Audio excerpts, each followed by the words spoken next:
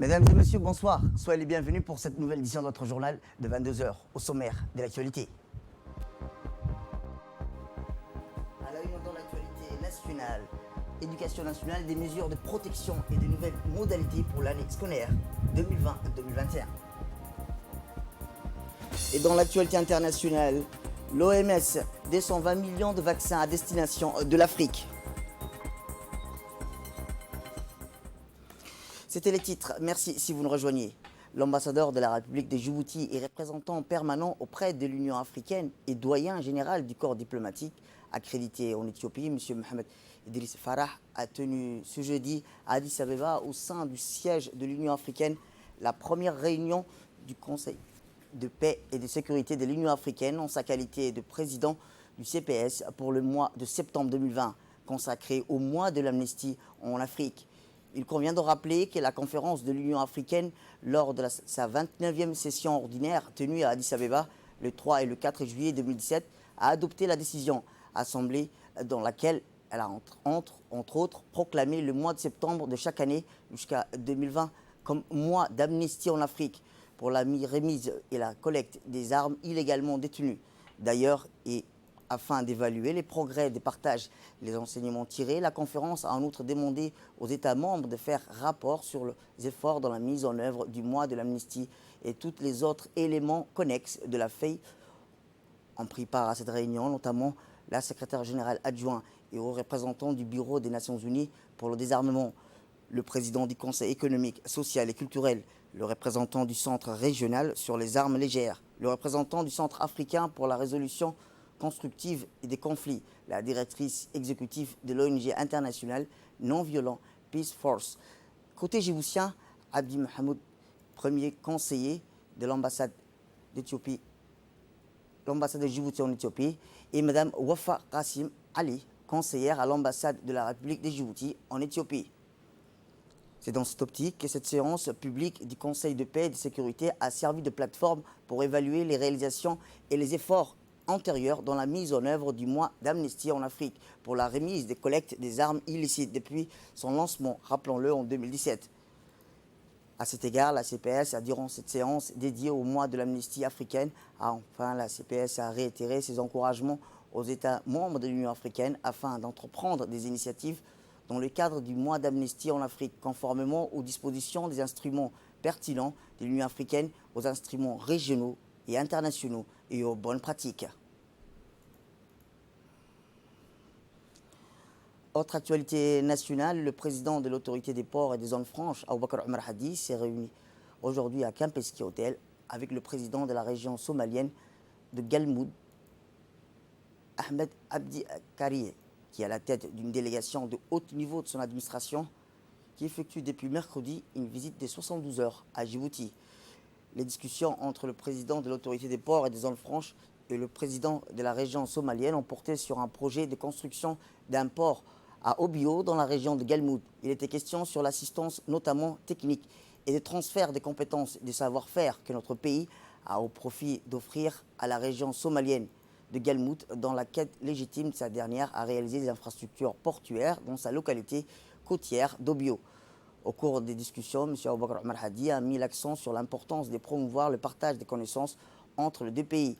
Et vous avez visité le projet portuaire que nous avons mis en place en peu de temps, a-t-il dit à ses hôtes de Galmoud, avant de s'engager à soutenir les autorités portuaires de cette région dans la mise en place d'infrastructures adéquates dans le domaine de la gestion. De son côté, le président de la région de Galmoud s'est dit très fier de l'expertise de la République de Djibouti dans le domaine des infrastructures portuaires. Il a remercié le président de la République à ce séminaire qui leur ont permis d'acquérir beaucoup d'informations, aussi bien dans les domaines de mise en place d'infrastructures portuaires, les technologies nécessaires, que celui du renforcement des compétences des autorités portuaires de sa région. À la fin de la réunion, une équipe technique a été désignée de l'autorité des ports et des zones franches de se rendre sur place afin de commencer l'étude de faisabilité de ce port Obio. Le président de la région somalienne de Galmoud est entre autres accompagné de plusieurs ministres de son administration, notamment le ministre de la Sécurité, M. Ahmed Malin Fiki, le ministre de l'Intérieur, Ahmed Abdi Jama, et le ministre des Transports, Abdelazak Mohamed, des responsables logistiques et portuaires de cette région de Galmoud. Autre actualité nationale, le président de l'autorité des ports, cette fois-ci de zone franche, Aboubakar Omar Hadi, s'est réuni aujourd'hui aussi à Kempinski Hotel avec le président plutôt, non, avec son homologue de l'autorité des ports de Mogadiscio, M. Ahmed Mohamed Mahmoud. Situé sur l'une des voies maritimes les plus fréquentées au monde, au carrefour entre l'Afrique de l'Est et la péninsule arabique, le continent asiatique de l'Europe via le canal Suez, Djibouti a mis en place des installations de méga-projets d'infrastructures portuaires destinés à lui permettre de tirer pleinement au profit de cette situation stratégique et l'acquisition de cette année des navires porte-conteneurs que le président de la République, son Excellence Ismaël Omar Guelleh, a pu inaugurer et lancer officiellement ses activités récemment le mois de juillet dernier. Va compléter le maillon manquant visant à renforcer son statut de pôle commercial maritime, régional et international incontournable. Et le président de l'autorité des ports de Mogadiscio, M. Ahmed Mahmoud, qui s'est exprimé au micro de la presse locale et régionale, s'est dit très surpris de l'avancée connue par la République de Djibouti dans le domaine des infrastructures portuaires.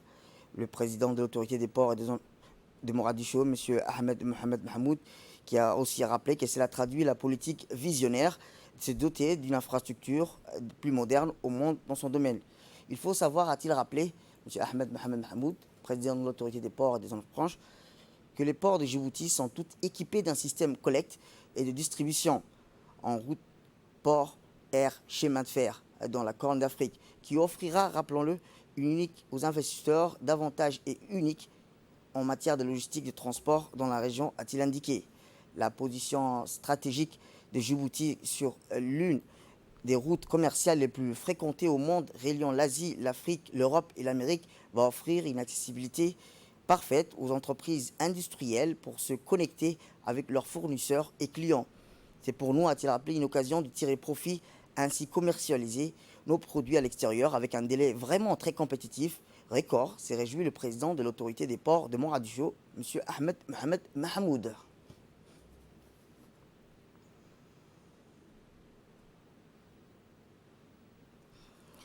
Je vous le dis dans le titre, la rentrée scolaire est prévue pour le dimanche 6 septembre pour plus de 100 000 élèves de l'enseignement fondamental. Une rentrée scolaire 2020-2021 spéciale, placée sous le signe des mesures barrières causées de la pandémie du Covid-19 qui sévit dans le monde et dans notre pays depuis le mois de mars. À cet effet, le ministère de l'Éducation nationale et de la formation professionnelle a pris toutes les mesures nécessaires afin que les élèves et les enseignants puissent travailler dans des conditions optimales. Et ainsi, le ministère de l'Éducation nationale et de la formation professionnelle rappelle que les uniformes scolaires de l'enseignement de la base et du moyen restent inchangés, conformément au décret présidentiel 267/2018. Le port de l'uniforme scolaire sera institutionnalisé pour tous les élèves du lycée général, ainsi que la rentrée 2020-2021. Pour la fourniture des tissus et la confection de l'uniforme scolaire du lycée, les parents passeront directement leur commande auprès du tailleur de leur choix. Eh bien, pour plus de précisions sur cette nouvelle rentrée scolaire, nous avions avec nous à 15 h le conseiller technique du ministre, M. Mohamed Barkhad Siraj, qui était notre invité sur ce plateau. Voici ses propos. Comme vous savez, après une année scolaire perturbée par le Covid-19, à partir de mars dernier, à cause de la pandémie, nous entamons demain plutôt une année scolaire spéciale. Une année scolaire que nous avons voulu placer sous le signe de la sécurité. Sous le signe de la sécurité et sous le signe des mesures et gestes barrières. Parce que, bien que la situation semble se stabiliser dans notre pays, et notamment depuis le début du mois d'août, la vigilance reste démise, puisque le virus, puisque le risque zéro n'existe pas encore à ce jour. Donc c'est pour ça que la vigilance reste démise, c'est pour ça que nous avons voulu placer cette nouvelle année sous le signe de la sécurité. À cet effet, le ministère a pris de nombreuses mesures, a mis en place notamment des stations de lavage des mains dans tous les grands établissements de la capitale et également dans les régions. Nous sommes en train d'installer ces stations de lavage de mains dans les régions, finalisées dans les régions. Et le port des masques sera, comme vous l'avez rappelé, obligatoire au lycée et au collège. Les enfants du primaire ne seront pas concernés puisqu'ils sont des bas âges. Donc le port des masques sera obligatoire. Et à cet effet, je voudrais annoncer aux parents et aux élèves une bonne nouvelle, puisque le président de la République vient d'octroyer 1 500 000 masques en coton pour assurer cette sécurité dans les établissements. Donc c'est un geste vraiment salutaire pour lequel nous remercions le président de la République. 1 500 000 masques en coton, donc lavables, que les enfants pourront garder, seront amenés à garder, donc ils pourront les laver. Et nous espérons, avec cette dotation, tenir au moins pendant 3 mois. Après, une fois que ces masques seront épuisés, les parents seront amenés à prendre les relais et acheter les masques pour les enfants. Mais pour la rentrée et jusqu'aux vacances de janvier, Inch'Allah, nous pensons assurer la sécurité avec ces nouveaux masques. Bien, vous avez évoqué les uniformes. Donc, je voudrais apporter quelques précisions sur les uniformes. Comme vous l'avez rappelé, Samatar, les uniformes pour l'enseignement des bases et des moyens restent inchangés, c'est-à-dire c'est la même tenue. Donc les enfants pourront, s'ils ont conservé leur tenue de l'année dernière, pourront porter ces habits, ou pour d'autres, s'acheter de nouveaux habits, mais les tissus et l'uniforme restent inchangés.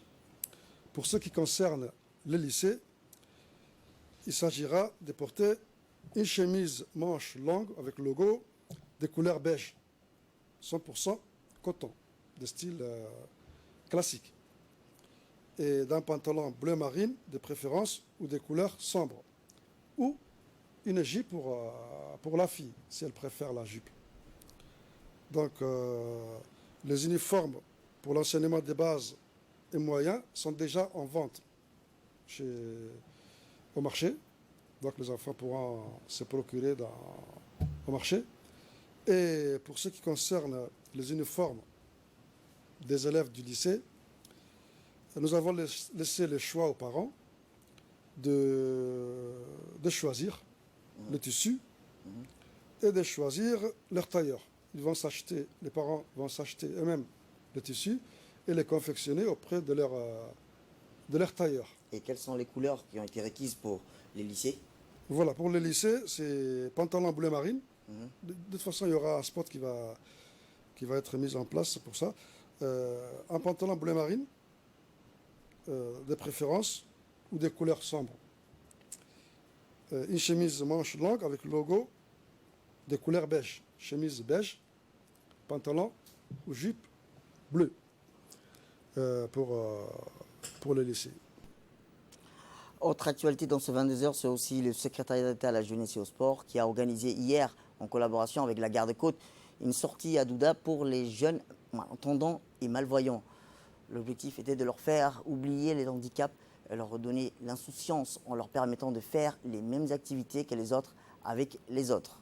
Dans cette colonie de vacances, une cinquantaine de jeunes des différents quartiers de toutes les déficiences visuelles et auditives avec d'autres pathologies sont donc rassemblés tôt le matin au complexe Roi Fahad, lieu de départ selon les consignes avant de prendre la route vers la plage d'Ouda. Une expérience unique et qui a marqué plus d'un. Pour certains, c'est la seule occasion de l'année de ne pas être seul. Tout au long de la journée, les jeunes sont encadrés et accompagnés pour passer un séjour adapté et tout simplement du bon temps. Ils ont surtout pu pratiquer de nombreuses activités sportives, artistiques et culturelles adaptées à leur situation. Ces genres d'initiatives s'inscrivent l'individu dans un groupe, le rendant actif, réactif, visiblement autrement. Elles transforment le regard que les personnes portent sur elles-mêmes. Cette cérémonie a vu la présence côté du colonel Ouass Omar Baghoré, commandant de la garde-côte, et plusieurs autres responsables, des membres du secrétariat à la jeunesse et au sport, le secrétaire d'État à la jeunesse et au sport, M. Hassan Mohamed Kamil, qui a salué et encouragé ces jeunes. Le secrétariat d'État à la jeunesse a organisé une sortie à la plage pour les jeunes à besoins. Et dans le cadre des mesures préventives pour la rentrée scolaire 2020-2021, le ministère de la Santé, par le biais de l'INSPD, a organisé des activités de désinfection de tous les établissements scolaires des 3 communes de Djibouti-Ville. En effet, ces activités de pulvérisation et désinfection dans la capitale interviennent après celles exécutées dans les régions de l'intérieur qui ont également bénéficié de ces mesures préventives pour garantir les conditions optimales, rappelant que ces initiatives découlent du protocole d'accord signé entre le département de la santé et le ministère de l'Éducation nationale, qui ont été validés par le comité scientifique de lutte contre le Covid-19. Elles s'inscrivent donc dans le renforcement des mesures de prévention et de lutte contre la pandémie du Covid-19 pour protéger tous les usagers des établissements scolaires en vue d'éviter de nouvelles infections en milieu scolaire. Ces activités de pulvérisation et désinfection seront menées de manière périodique afin de compléter la batterie des mesures barrières qui seront mises en disposition dans toutes les écoles de la République, à savoir le respect de la distanciation physique et des lavages des mains.